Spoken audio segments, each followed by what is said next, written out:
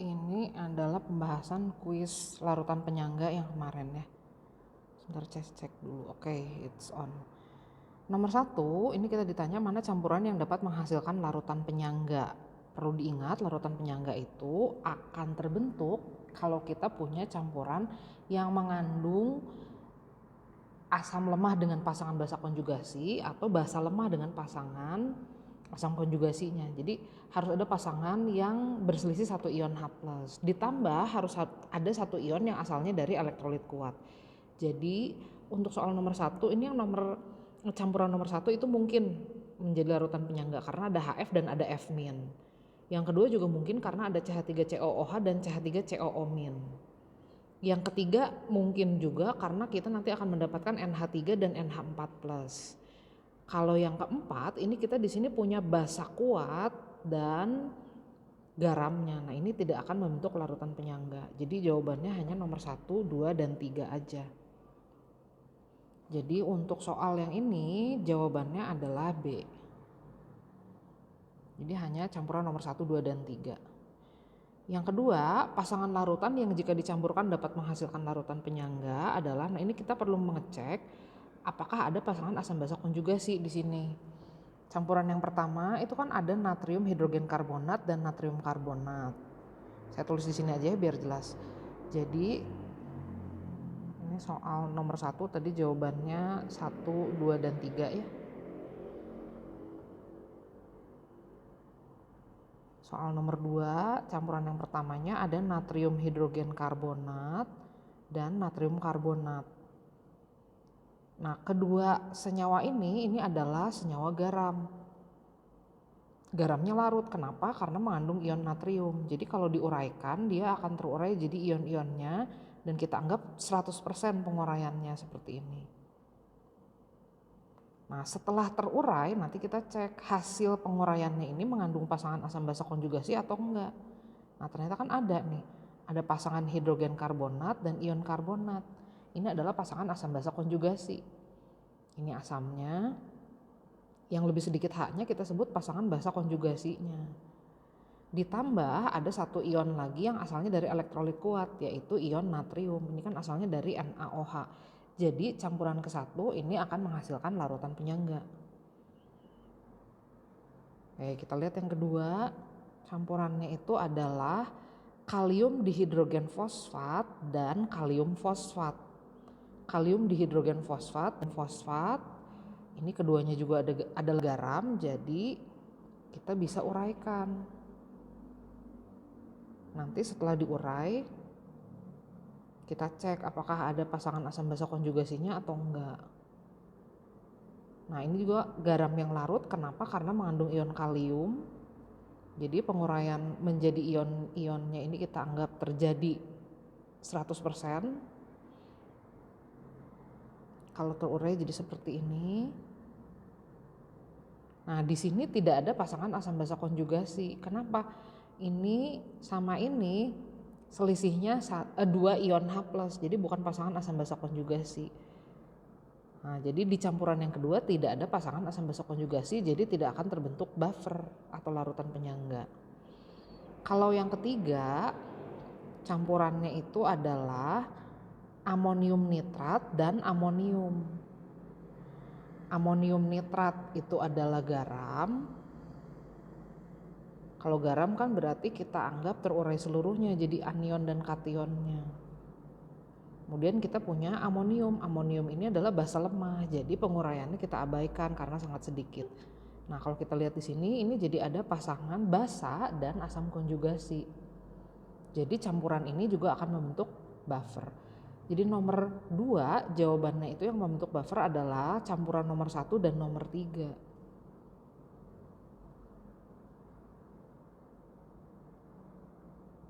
Oke. Jadi nomor 2 jawabannya adalah 1 dan 3. Jadi C ya jawabannya. Tuh, kunci jawabannya C. Oke. Nomor 4 ini kita ditanya mana campuran yang dapat mempertahankan pH dan membirukan lakmus. Jadi kita ditanya mana yang membentuk larutan penyangga basa. Larutan penyangga basa itu harus terdiri dari basa lemah berlebih dan asam kuat yang habis. Jadi campuran nomor 1 itu mungkin membentuk larutan buffer. Karena kalau kalian reaksikan HCl sama NH3 itu kan HCl-nya 2 milimol, NH3-nya 4 milimol. Nah, nanti NH3-nya habis. Tuh, kalau saya tuliskan di sini jadi gini, HCl dulu ya tadi yang pertama. HCl ditambah NH3, HCl-nya 10 ml 0,2 molar. Bener nggak ya? HCl-nya iya 10 ml 0,2 molar, NH3-nya 20 ml 0,2 molar. Jadi 2 milimol dan 4 milimol. Kalau mula-mulanya seperti ini, berarti nanti yang akan tersisa dalam reaksi ini itu adalah NH3-nya.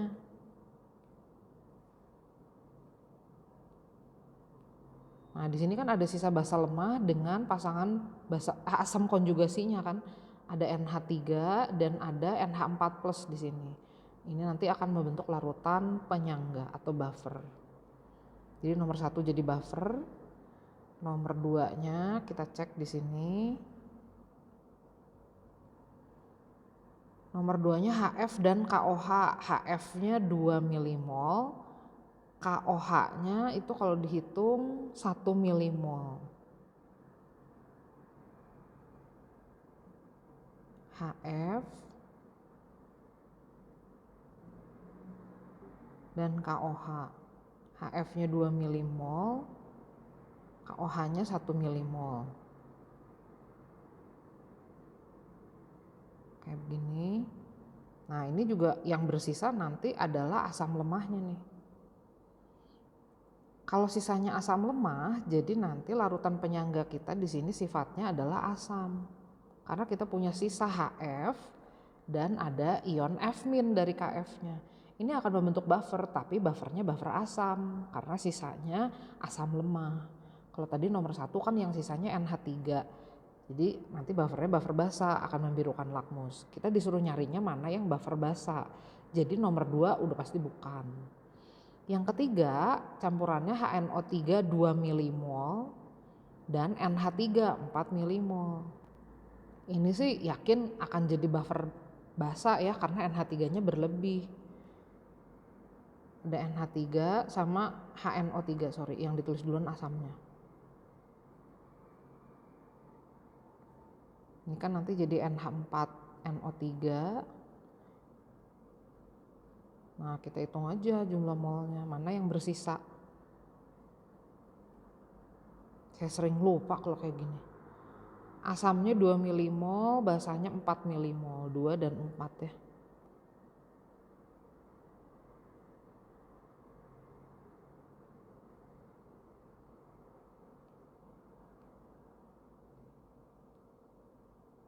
Tuh kan sisanya basa lemah, udah gitu ada pasangan asam konjugasinya, ada basa lemah dan asam konjugasi.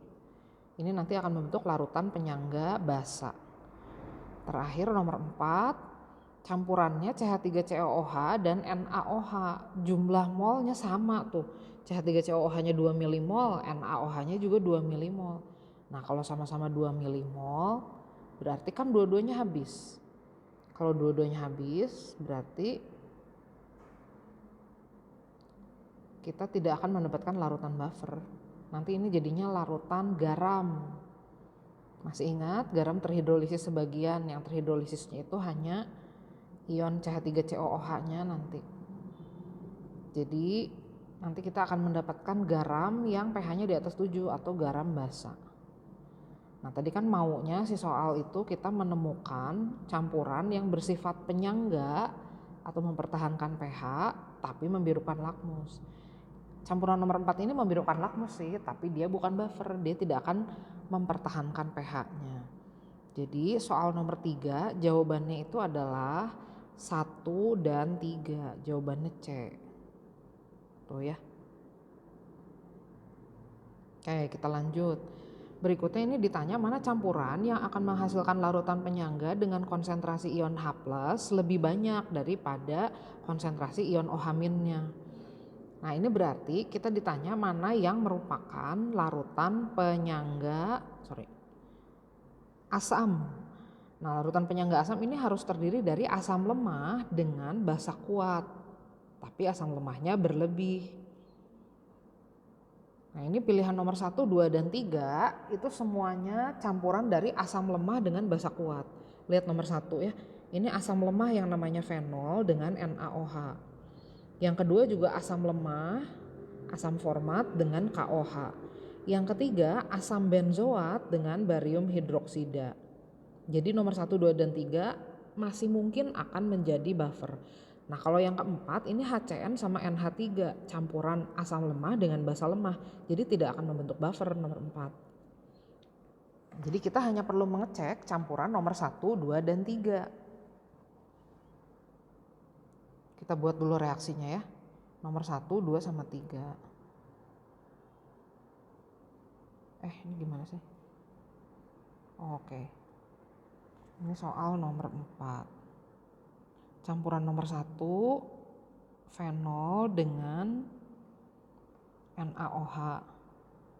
Campuran yang kedua asam format dengan KOH. Campuran yang ketiga tadi asam benzoat C6H5COOH dengan barium hidroksida. Nah kita buat dulu aja keadaan mula-mula reaksi dan sisanya. Ini nomor 1 fenolnya 50 kali 0,2 molar berarti 10 milimol, basanya 2 milimol. Nomor 2 juga gitu ya, sama 10 dan 2 milimol. Yang nomor 3 sama juga 10 dan 2 milimol asam dan basanya.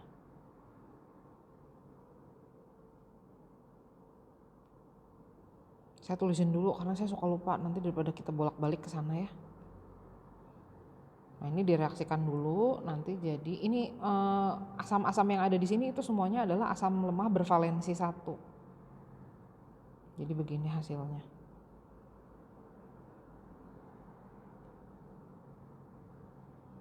Kalau yang ketiga nanti basanya yang bervalensi 2 ya. Jadi nanti kayak gini hasilnya. Nah begitu. Perlu disetarakan ya kalau yang ketiga, jadi nanti begini. Nah sekarang kita hitung mana yang tersisa. Ini keadaan mula-mulanya. Supaya jadi larutan buffer kan berarti harus asam lemahnya yang berlebih ya. Nanti kita cek.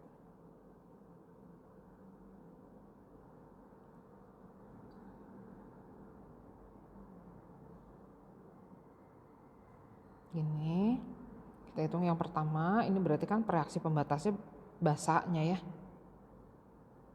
Jadi nanti di akhir reaksi masih ada sisa asam lemah, udah gitu ada pasangan konjugasinya. Mana sih pasangan konjugasinya? Ini nih, C6H5OH dan C6H5O-. Udah jelas ya, ini akan membentuk buffer. Yang kedua ini juga sama, reaksi pembatasnya adalah basa kuatnya. Jadi nanti di akhir masih ada sisa asam format, kemudian ada ion format. Ada pasangan asam dengan basa konjugasi. Ini juga membentuk larutan buffer. Yang ketiga ini juga sama, reaksi pembatasnya adalah barium hidroksidanya. Gitu ya. Nanti tetap masih ada sisa asam lemah. Asam lemahnya C6H5COOH, basa konjugasinya C6H5COO-. Jadi campuran nomor 1, 2, dan 3 menghasilkan buffer. Kalau yang nomor 4 nggak perlu kita cek tadi ya sekali lagi karena itu adalah campuran asam lemah dengan basa lemah. Jadi nggak akan mungkin jadi buffer. Jadi jawaban soal ini B. Oke, nomor ini gampang banget ini ya. Kita ditanya mana yang merupakan larutan penyangga. Kalau larutan penyangga berarti penambahan sedikit asam, basa, atau air tidak akan merubah pH secara signifikan. Nah ini udah kelihatan sih ya nomor 1 sama 3 nih yang pH-nya nggak jauh berubah dengan penambahan sedikit asam, basa, dan penambahan air. Jadi jawabannya yang C tuh ya, nomor 1 dan 3. Next. Penambahan sedikit asam atau sedikit basa pada campuran-campuran yang akan menghasilkan perubahan pH signifikan adalah Nah, berarti ini kita ditanya mana yang bukan buffer. Karena kalau bukan buffer, dia akan berubah drastis pH-nya begitu ditambahkan sedikit asam atau sedikit basa. Nah, jadi kita ditanya yang bukan buffer yang mana. Kalau yang nomor 1 udah jelas buffer ya. Nomor 1 NaF sama KF. Oh, nggak ada pasangan asam basa konjugasi. Yang nomor 2 juga nggak ada pasangan asam basa konjugasinya, itu asamnya asam kuat. Nah, yang ketiga itu campuran CH3COONA sama CH3COOH. Nah, itu benar. Itu adalah campuran yang buffer. Yang bukan buffer itu nomor 1 dan 2. Nah, jadi untuk soal yang ini jawabannya adalah nomor 1 dan 2. Berikutnya, untuk membuat larutan penyangga dengan pH 5, maka ke dalam 100 ml larutan asam asetat 0,5 molar harus ditambahkan natrium asetat sebanyak berapa gram. Kita mencampurkan asam asetat dengan natrium asetat, pengen dijadiin larutan dengan pH 5. Asam asetatnya 100 ml 0,5 molar, Ka-nya 1 kali 10 pangkat min 5. Nah, natrium asetatnya berapa banyak? Katanya MR-nya 82. Nah, kita ditanya dalam satuan gram.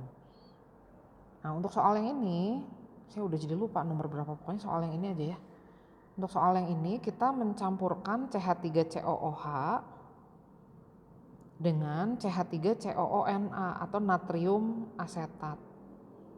Natrium asetatnya nanti kan akan menghasilkan ion asetat dengan ion natrium.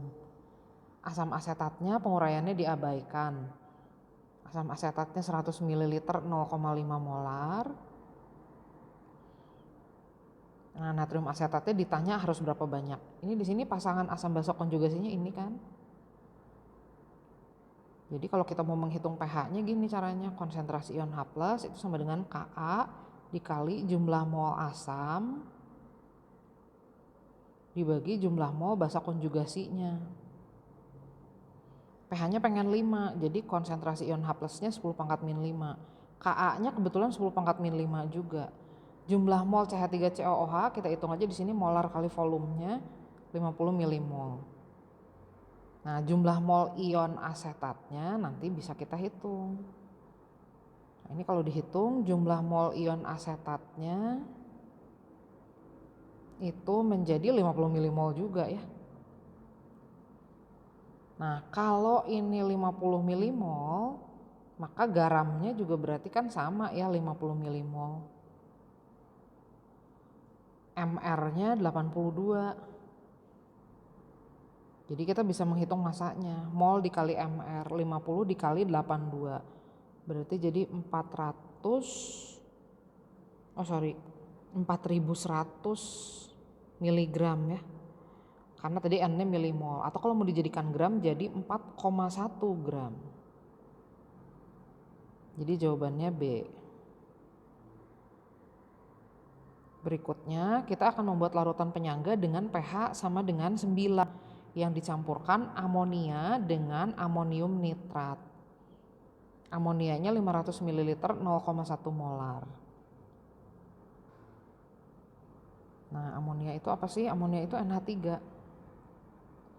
Jadi kita mencampurkan NH3 dengan amonium nitrat.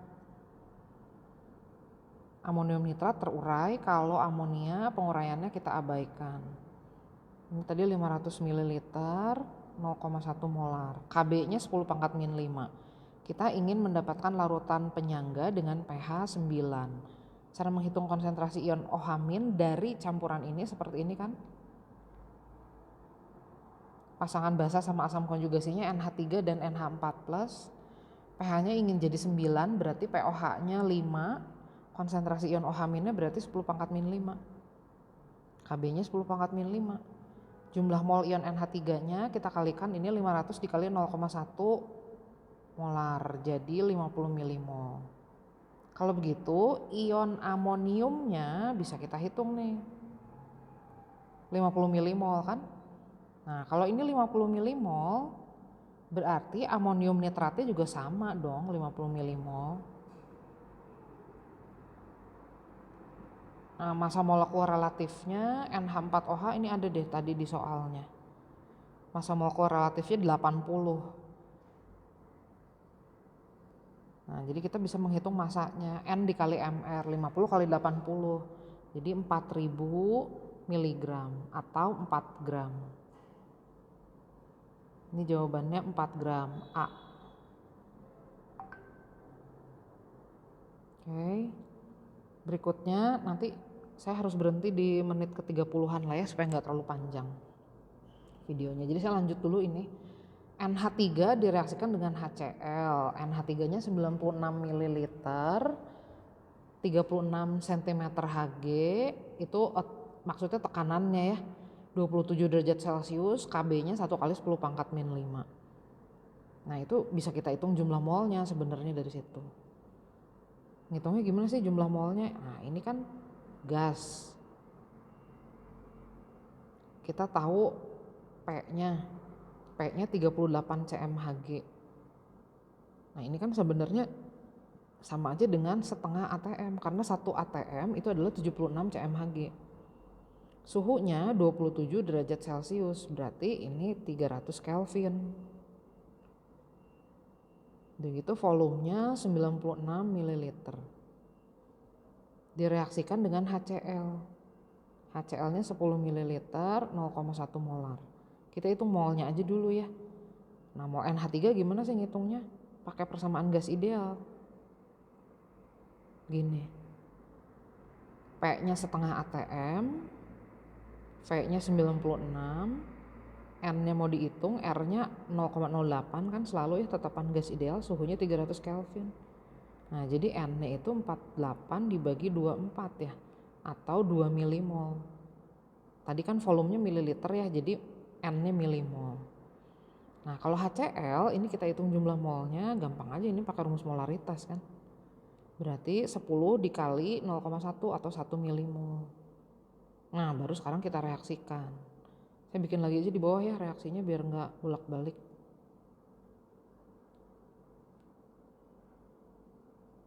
NH3-nya 2 milimol, HCl-nya 1 milimol. Ini sih udah jelas ya. Yang akan tersisanya itu berarti NH3 atau kita nanti akan punya campuran buffer basa ini. Gitu. Nah, buffer basanya terdiri dari apa sih? Saya pindah sini ya. NH3-nya 1 milimol sama ada NH4Cl. NH4Cl kan terurai jadi ion-ionnya. Jadi NH4+ sama Cl-. Sama sih, dua-duanya 1 milimol. Jadi konsentrasi ion OH-nya Kb, Kb-nya 10 pangkat min 5 dikali jumlah mol NH3 1 milimol dibagi jumlah mol NH4+ 1 milimol juga. Jadi pOH-nya 5, pH-nya 9. Jadi campuran ini menghasilkan larutan penyangga dengan pH 9. Jadi jawabannya D. Nah, kayaknya stop dulu sampai sini ya, takut nggak cukup videonya nanti kebanyakan.